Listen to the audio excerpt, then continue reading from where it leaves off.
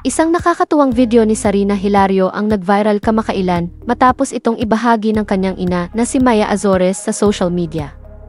Sa naturang video, makikita si Sarina na may mga guhit sa kanyang mukha gamit ang asul na panulat habang naglalahad ng kanyang dahilan kung bakit niya ginawa ito.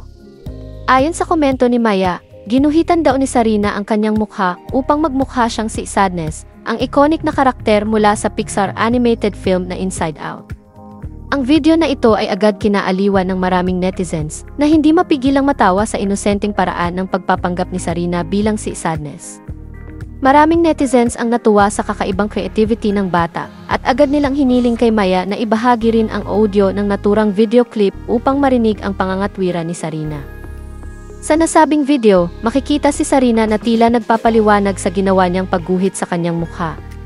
Marami ang natuwa sa caption ni Maya na ang kanyang 3 anyos na anak ay nangangatwira na parang isang 16 na taong gulang. Ang video ay patuloy na nagiging usap-usapan online at maraming netizens ang naaliw kay Sarina.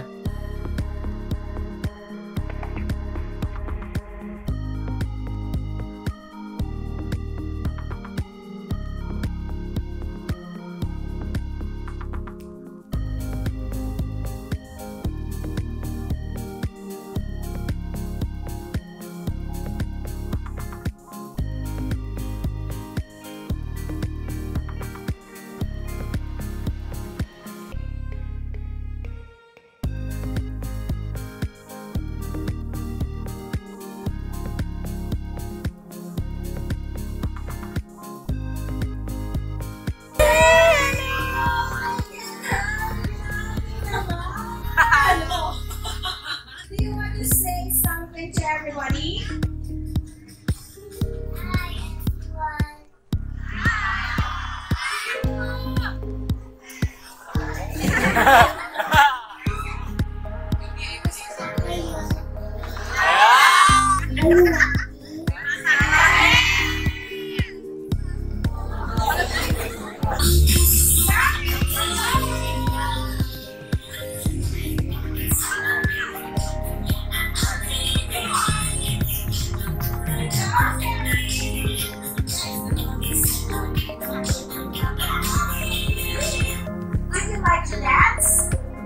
Do you like to sing? What is the name of your mommy?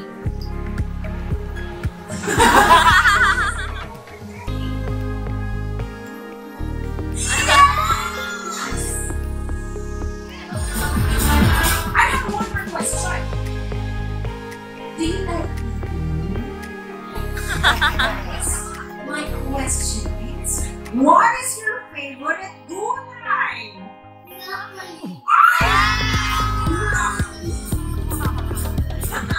Say hi. Say hi. Say hi.